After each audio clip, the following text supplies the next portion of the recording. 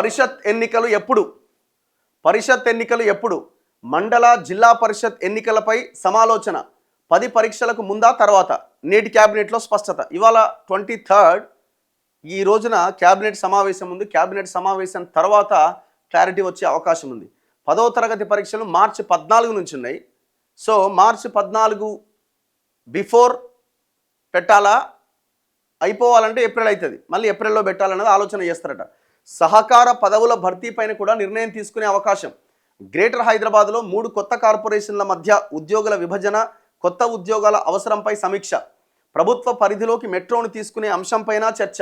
Rythu Bharosa, assembly budget సమావేశాల తేదీల ఖరారు. Mahalakshmi smart card, Gandhi Sarovar project తదితర అంశాలపైన చర్చించి నిర్ణయాలు తీసుకోబోతున్న మంత్రివర్గం. స్థానిక సంస్థల్లో ఇంకా పెండింగ్లో ఉన్న ఎంపీటీసీ, జెడ్పీటీసీ ఎన్నికల నిర్వహణపై సోమవారం స్పష్టత రాబోతున్నది. ప్రాథమిక సహకార సంఘాల పదవుల భర్తీ, రైతు భరోసా నిధుల విడుదల, అసెంబ్లీ బడ్జెట్ సమావేశాల తేదీల ఖరారు వంటి అంశాలపై నిర్ణయాలు వెలువడబోతున్నాయి. సోమవారం మధ్యాహ్నం తర్వాత సచివాలయంలో రాష్ట్ర మంత్రివర్గ సమావేశం జరగబోతున్నది. రాష్ట్రంలో ఎంపీటీసీ, జెడ్పీటీసీల పదవీకాలం ముగిసి ఏడాదిన్నర దాటింది. ఎన్నికలు పెండింగ్లో ఉండిపోయినాయి. ఇటీవల పంచాయతీ, మున్సిపల్ ఎన్నికల్లో అధికార కాంగ్రెస్ సత్తా చాటిన నేపథ్యంలో ఎంపీటీసీ, జెడ్పీటీసీ ఎన్నికలు నిర్వహించాలని ప్రభుత్వం ఆలోచనకు వచ్చింది. పరిషత్ ఎన్నికలను నిర్వహించాలనుకుంటే మార్చి 14 లోపే పూర్తి చేయాల్సిన పరిస్థితి. ఆ రోజు నుంచి 10వ తరగతి పరీక్షలు ఉన్నాయి.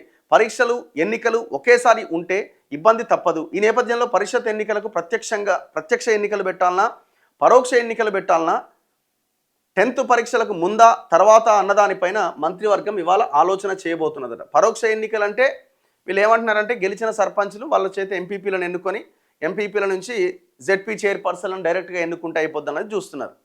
మరి ఇప్పుడు సర్పంచ్లు అంటే మరి అధికారంలో మీరే ఉన్నారు కాబట్టి ఎంపీపీలని ఎన్నుకునే దాంట్లో మీకే మెజారిటీ వస్తుంది. ఎంపీపీలు మెజారిటీ వస్తే జెడ్పీ చైర్మన్లు కూడా మీరే అవుతారు.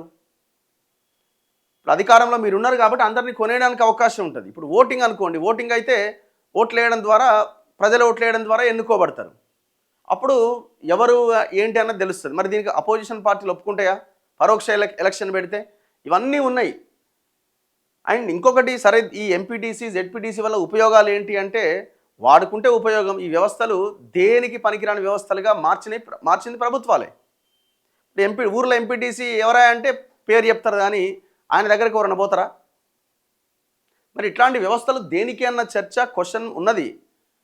కానీ అదే సమయంలో వాళ్ళని వాడుకోవడానికి ఏమైనా అవకాశం ఉందా అన్నది కూడా చూడాలి. అవకాశం లేనప్పుడు అవసరం లేదు.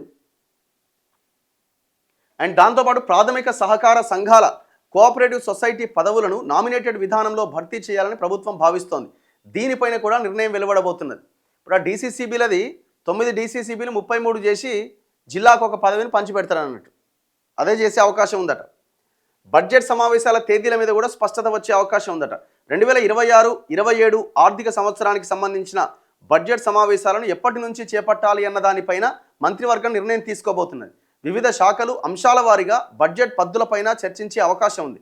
యాసంగి రైతు భరోసా విడుదల, నిధుల సర్దుబాటుపై సమీక్షించబోతున్నది. ఇటీవల ఏర్పాటు చేసిన జీహెచ్ఎంసీ, మల్కాజ్గిరి, సైబరాబాద్ మున్సిపల్ కార్పొరేషన్లలో ఉద్యోగులు, సిబ్బంది సర్దుబాటు, పాలక వర్గాలకు భవనాలు తదితర కీలక అంశాలపైన ప్రస్తుతం ప్రైవేట్ పరిధిలో ఉన్న మెట్రోను ప్రభుత్వం స్వాధీనం చేసుకోవడం, తర్వాత నిర్వహణ అంశాలపైన మంత్రివర్గం చర్చించబోతున్నది.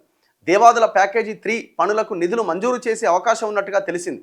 మహాలక్ష్మి స్మార్ట్ కార్డ్, గిగ్ వర్కర్ల బిల్లులపైన చర్చించబోతున్నారు. ఇక కీలకమైన Gandhi Sarovar project, high speed railway corridor కోసం శంషాబాద్ ఎయిర్పోర్ట్ సమీపంలో 500 ఎకరాల మేర భూముల కేటాయింపు అంశాలపైన నిర్ణయాలు తీసుకునే అవకాశం ఉందట. ఇప్పుడు ఇది గాంధీ సరోవర్ ప్రాజెక్టు మీద దుమారం అవుతున్నది. అలా ప్లాట్ ఓనర్స్, అది మధు హైరిడ్జా, మొత్తం ఆ కమ్యూనిటీని మొత్తం లేపేయాలన్నట. వాళ్ళు ఏమంటున్నారంటే ఇవన్నీ ఎందుకు, రేవంత్ రెడ్డి ఒక పెద్ద మనిషి మాట్లాడుతున్నది కదా, ఇవన్నీ మాకెందుకు కానీ ఆ ట్యాంకుల విషయం కల్పింతా, మేము అందరం వెళ్ళిపోతాం, నువ్వే కట్టుకోయడానికి. ఏడానికి సమస్య వస్తే అదే పని చేయని అంటున్నారు. అంత అవసరం ఏమున్నది? ఆ సరోవర్ పెట్టకపోతే వచ్చే నష్టం ఏముంది? ఈ తెలంగాణలో ఉన్న పార్కులను ఫస్ట్ కాపాడు. పెద్ద పెద్ద పార్కులు ఉన్నాయి, కబ్జాకు గురైనవి, పెద్ద పెద్దవి, వాటిని అందంగా తయారు చేయి. ఇప్పుడు ఆడ గాంధీ సరోవర్ కట్టకపోతే గాంధీజీ వచ్చి కర్ర తీసుకొని మీ తలకాయలు ఏమైనా వలగొడతారా? గాంధీ విగ్రహం పెట్టకపోతే మీకు వచ్చే నష్టం ఏంది? ఎవరు పెట్టమన్నారు? గాంధీ పెట్టమన్నాడు విగ్రహం. గాంధీ కలలో వచ్చి ఆ ఇల్లు కూలగొట్టి నా విగ్రహం పెట్టమని చెప్పిండా? వాళ్ళని రోడ్డు మీద పడేసి నా విగ్రహం పెట్టమని చెప్పిండా? రేవంత్ రెడ్డి క్యాబినెట్ సమావేశంలో దాన్ని విరమించుకోవాలా. ఇట్లాంటి చెత్త ఆలోచనలు, ఐడియాలు ఎవడిస్తాడు? ఎవడున్నాడు మీ పక్కన సలహాదారులు? అంతా రియల్ ఎస్టేట్ బ్రోకర్లు ఉన్నారు. ఏమైనా తెలంగాణ సోయిన్నోని పక్కన పెట్టుకుంటే తెలంగాణ సోయిన్న ఆలోచనలు, ఏమైనా సలహాలు ఇస్తాడు. పొద్దున్న లేస్తే భూముల గురించి ఆలోచించడానికి, రియల్ ఎస్టేట్ చేసేటానికి పక్కన పెట్టుకుంటే ఏం చెప్తాడు? పలానా దగ్గర భూమి ఉంది, ఇది ఇంత అంటున్నా అంత అంటున్నా, అది డీల్ చేస్తే మనకి ఇంత వస్తుంది అంత వస్తుంది, ఇది ఫ్యూచర్లో మనకు ఉపయోగపడుతుంది అనే ఆలోచనలు, సలహాలు ఇచ్చడానికి అవే సలహాలు ఇస్తాడు.